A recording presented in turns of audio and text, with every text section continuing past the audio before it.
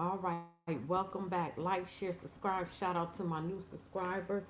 We getting back in our book, The Trilateral Commission. This book was written in 1980, but it's so apparent till today. Man, now we getting in the meat of potatoes of the New World Order, the Illuminati. This is part three. Elite planning, World War III through the 1980s. Oh my God, we getting in the meat and potatoes. This is gonna be good. Elite planning organizations have been around a long time. That includes secret societies. It should come as no surprise that those who dominate wealth and power plan and act together to defend and strengthen the economic political system which serves them. But for most of us, this section holds many surprises about the U.S. role in World War II, the international system, and government policy making. In the capitalist democracies of the trilateral regions, elite interest masquerades as the national interest. That's a fact. The articles below strip away the mask and expose how the U.S. based Council of Foreign Relations, that's your shadow government, the West European North American Bilderberg Group, ooh, heads the industry go and set policy every year at the Bilderberg meeting. Even the Rothschilds is there. And the Trilateral Commission shaped the policy making process, influence the course of national and international interests. Oh, I'm so excited. This is my shit.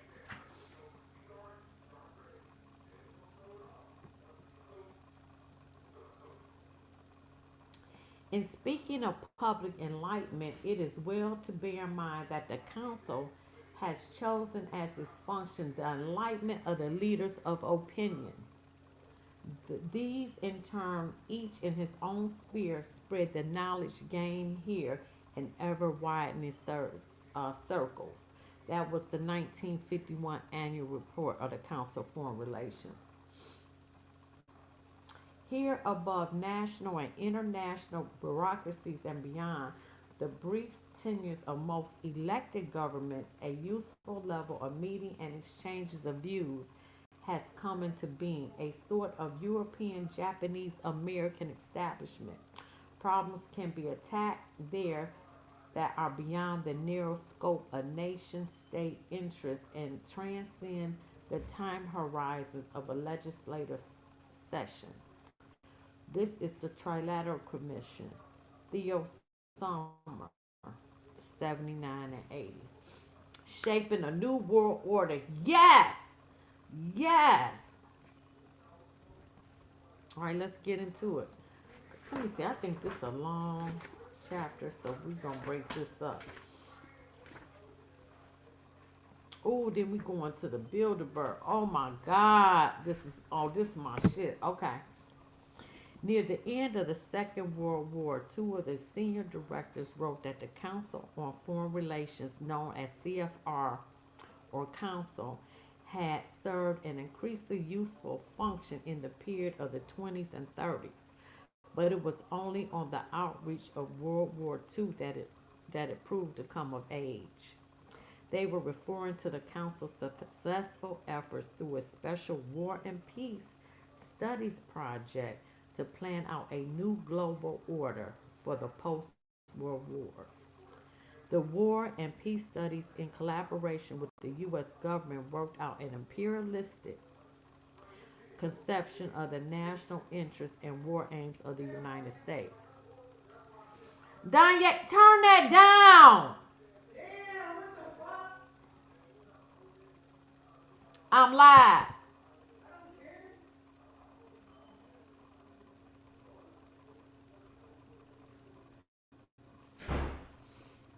He need to he need to get out of here. Okay, let me see. Oh, let me see. He grown anyway. He need to leave. Okay. They were referring to the Council's successful efforts through a special War and Peace Studies project to plan out a new global order for the post World War, an order in which the United States would be dominant power. The War and Peace Studies groups, in collaboration with the U.S. government, worked out an imperialistic conception of the national interests and war aims of the United States. The imperialism involved a conscious attempt to organize and control a global empire. The ultimate success of this attempt made the United States for a, for a time the number one world power, exercising domination over a large section of the world, the American Empire. The process of planning a new international system was decision making of the most important kind. Such blueprinting was by its very nature determining the national interests of the United States. Those having this crucial function were the most powerful of society. The council and government planners begin with certain assumptions, excluding other alternatives. These assumptions became intentions and were ultimately implemented by governmental actions. I need to be working on this.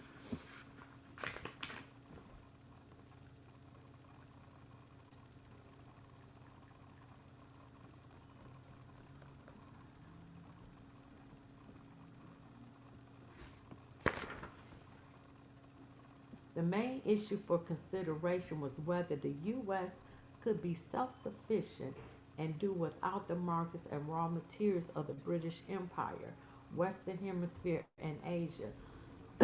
The Council thought that the answer was no, and that therefore the United States had to enter the war and organize a new world order satisfactory to the United States. Look at that. Look at that. That's what all these wars is about.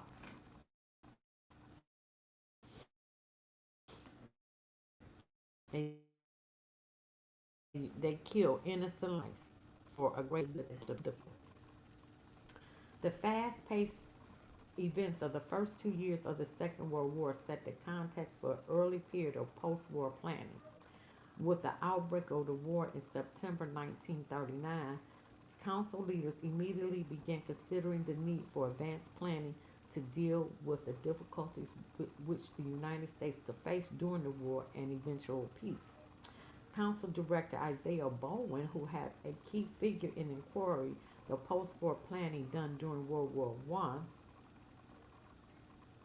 the inquiry was established by President Wilson and led by his chief advisor, Counsel Edward House. And we know Woodrow Wilson, under him came the IRS and the Federal Reserve Bank through a meeting at Jekyll Island. So we know that. And he was a 33rd degree Mason as well.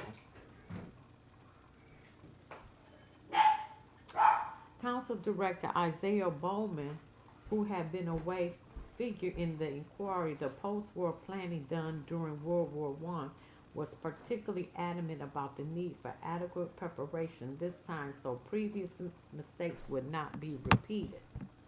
Less than 2 weeks after the outbreak of war, Hamilton Fish Armstrong, editor of Foreign Affairs, which is the magazine Council of Foreign Relations prints every month, and Walter Mallory, the executive director of the council, traveled to Washington, D.C., meeting with Assistant Secretary of State and Council member George Messersmith on September 12, 1939. They outlined a long-range planning project would assure close council department of state collaboration in a critical period that just begun. The council will form several study groups of experts to focus on long-term problems of the war and to plan for peace. Research and discussion will result in recommendations of the department to President Roosevelt and would not be made public. By December 1939, details of organization, purpose, scope, and procedure of the council projects have been worked out. A central steering committee was established to unify and guide the work of the groups. Norman Davis, President Roosevelt, Ambassador at Large, was chairman of this committee, with Armstrong as vice chairman, Mallory as secretary, Alvin B. Hansen, Jan Weiner, Whitney Shepperson, Alan Dulles, or he the one that wrote A Brave New World. Oh my God. Hanson, Baldwin, and Bowman, the other members. The last six men, together with Vice Chairman Armstrong, headed the five study groups were established: economic, financial, political, armaments, territorial, and peace aims. Hansen, professor of political economy at Harvard University and Venner, professor of economics at the University of Chicago, led the economic and financial group. Shepperson, a corporate executive who had been secretary to Edward House in 1919 at the Versailles Peace Conference, did the same for the political group. Dulles, an international corporate lawyer and later CIA director who had worked closely with Davis in disarmament negotiations during the 1930s, was co-rapporteur of the armistice group along with Baldwin, military correspondents of the new. Hey, what up, therapy? Group's leader was Bowman, America's leading geographer and president of Johns Hopkins University. Armstrong later headed the Peace Aims Group established in 1941. The study groups averaged among 10 to 15 men each between 1940 and 1945. Almost 100 individuals were involved in the work during these 6 years. Through these individuals, at least five cabinet level departments and 14 separate government agencies, bureaus, and offices were interlocked with the War and Peace Studies Group at one time or another. Now, here we go with the Illuminati. The aim of the vast undertaking, to which the Rockefeller Foundation alone gave over 300,000. Now, this 300,000 in 1939. That's a lot of money. In a 6 year period, was to directly influence the government. During the mid 1940s, key members of the council exerted their influence in yet another way by creating an ad hoc pressure organization. This body was called the Century Group because it met at Century Association, an upper class club in New York, in July 1940. In August 1941, some met with President Roosevelt, others met with various cabinet members. The next day, the president discussed the Century Group's idea with the cabinet. At the meeting, it was decided to explore suggestions with the British. You chilling? All right, thank you. Yeah, they all connected. It's subsets of the Illuminati. In this way, the negotiations began, which culminated in the Destroyers for Bases Agreement in early September 1940. The Century Group, in words of historian Robert Devine, have broken the algorithm or the logjam on the destroyer issue. The Destroyers for Bases Agreement marked the end of any pretense of American neutrality during World War II. The United States government had definitely taken sides. So that's how they got the United States in World War II, which is important. And I dropped my phone. Okay. All right. Let's get off into it. The council, we talking about Council of Foreign Relations. The council leaders also met regularly with the State Department post-war planners once the department had established its own structures for such long-term thinking. In so doing, they formalized long-standing personal relationships with many of the top policymakers. For example, economist Leo Blavatsky, special assistant to Secretary of State in charge of post-war planning during the war, was familiar with most council leaders. He had joined the Council on Foreign Relations by 1940 and was quite close to it during those years. Hold on, let me see how many. Yeah, I'm gonna have to break because it's a long chapter, but we getting right into what the Illuminati does and how they. Oh, Cash App sending out checks. The German army sweep across French countryside to victory in May and June 1940 shocked the council and government planners. They were suddenly faced with a entirely new situation. Germany might expand farther and defeat Britain. They did, capturing its fleet and empire. Led by the council, U.S. policymakers began grand scale contingency planning to deal with this. The key question which had concerned U.S. leaders for almost 10 years centered on problems of self sufficiency and economic warfare. Was the Western Hemisphere self sufficient or did it require trade with other world areas to maintain its prosperity?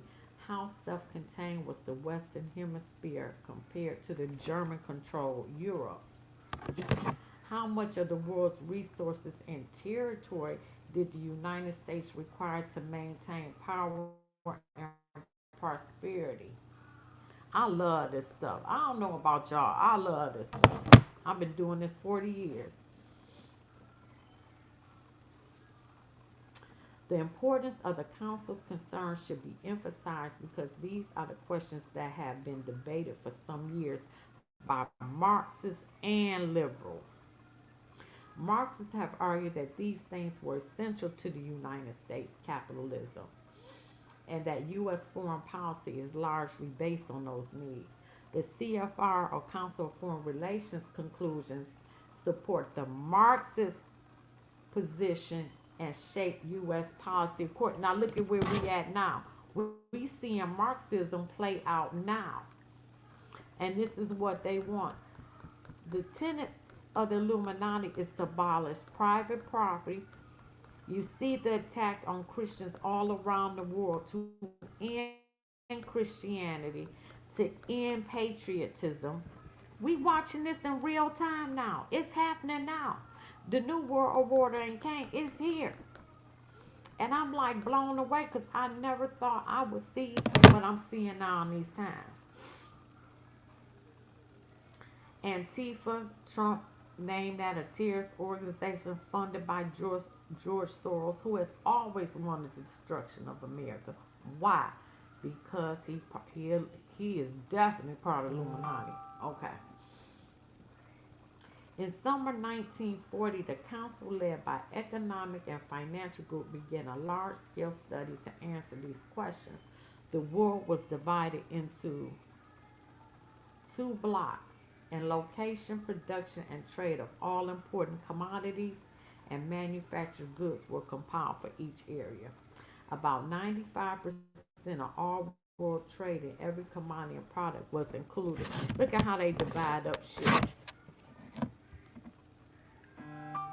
Anybody who think they give a fuck about the working man or woman, they don't.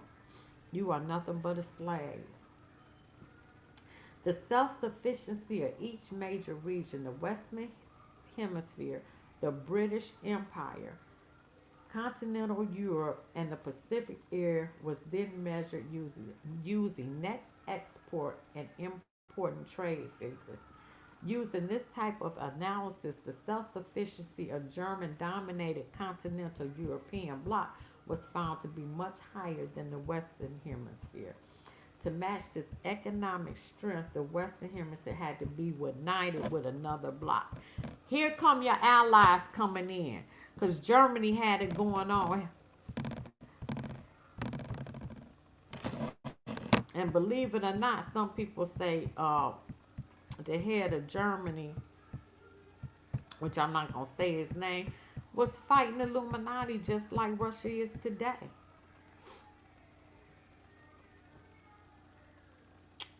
Anyway, the degree of self-sufficiency of the new region, initially called the Western Hemisphere, British Empire, and Far East blocs, was substantially greater than that of any forcible union. Wow, I didn't realize Germany was that strong. Germany was. The council planners thus concluded that as a minimum, the U.S. national interest involved free access to markets and raw materials in the British Empire. the Far East, and entire Western Hemisphere. They now turned their attention to making sure that the government of the nation at large defined the national interest in the same way. Wow, this good shit. Out of the conceptualization of natural interest developed during the summer and fall of 1940 ensued the type of military, territorial, and political policy necessary to ensure a satisfactory function of the American economic system. In mid-October 1940, the Economic and Financial Group drafted a comprehensive memorandum summarizing its work and drawing out all possible implications for the United States policy. Your policy ain't shaped by these people, and you can tell the way that these Democrats and Brandon Johnson, who gonna do that damn stupid ass executive order to ban ICE in parking lot, city structure parking lots, schools, and all that. The federal government always out trump you, but you can see just by that how much influence these Marxist socialists have. And New York City is the test city to see if they can let Zohar Madami in there. We in some interesting times. Mm.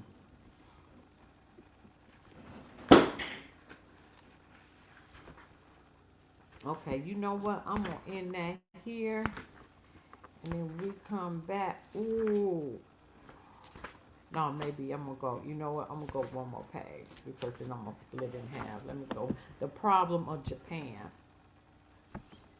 The major impediment to integrating the non-German world was Japan's refusal to play the subordinate role, the subordinate role which the United States had assigned to it. So Japan didn't want to be at the bottom and take orders. Ain't that some shit? I never knew that because I'm trying to do another video before I go to work. Hold on. Hey, let's feel. Wow. Okay. Now where was I at? Subordinate role.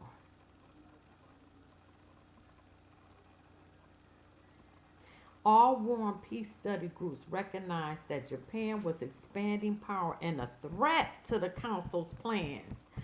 Damn. I didn't even realize Japan was even that big at that time. I never, wow. On the 23rd of November, the Economic and Financial Group discussed possible actions against Japan to prevent the country's takeover of Southeast Asia. Facts, facts. And to China to entangle Japan's military machinery and economic sanctions were considered. Thus raised two questions. How much would Japan be hurt by such sanctions? And what would Japan do politically, economically, and militarily if it were hurt? I never knew Japan had this kind of power back in the 40s. Oh, is that why we bombed Hiroshima? Damn. It makes sense now. World War II. Oh, they must have took the other side. They took, oh, oh, I get it now. Having pressured their decision to the limits of economic analysis, a special meeting of all war and peace study groups and government representatives was called on December 14, 1940. Despite such disagreement, there were enough areas of consensus to have a memorandum to President Roosevelt and Department of State regarding the Far East. The memorandum is very important for all understanding of the role of the Council.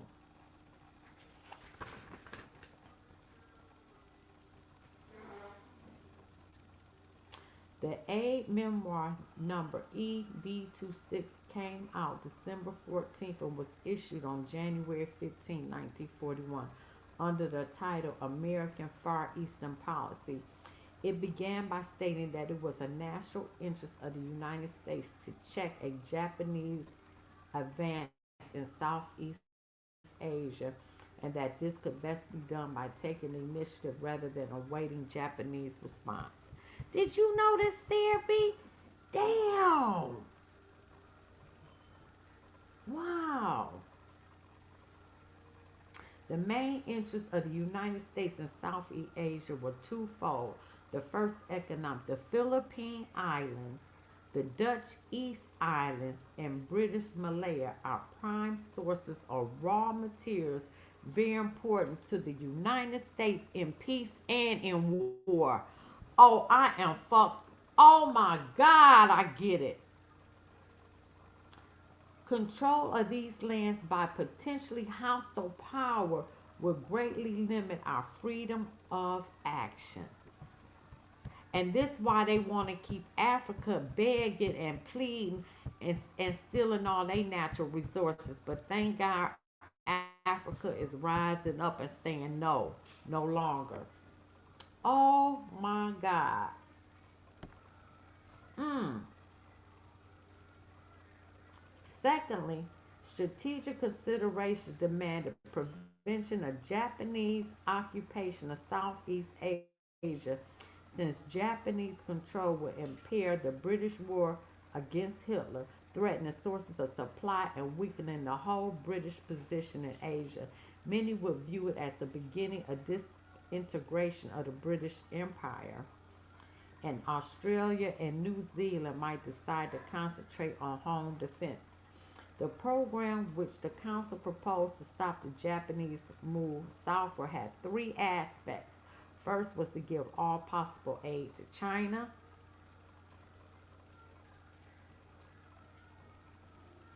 Exactly, therapy. To China, especially war materials, in order to pin down Japanese troops in that country. Second, defenses of Southeast Asia should be strengthened by sending naval and air forces and by making an agreement with the British and Dutch for defense of the area. Finally, Japan would be weakened by cutting off some of the supplies of war material. On January 28, 1941, Piłsudski gave Secretary of State Cordell Hull a copy of the Council recommendation. The two most important aspects were aid to China. Damn, you can't make this up. And embargo of Japan. Same shit, different day. Same shit, different day. The game don't change, just the players and the time. Wow. Aid to China embargo on Japan was implemented by government action within 7 months. Wow. Wow. These policies, which the Council proposed and the government adopted, had extremely important ramifications leading to American entry in World War II. Damn it, I'm going to end it right there. Wow. Uh, wow is all I can say. And you can see this shit happening today.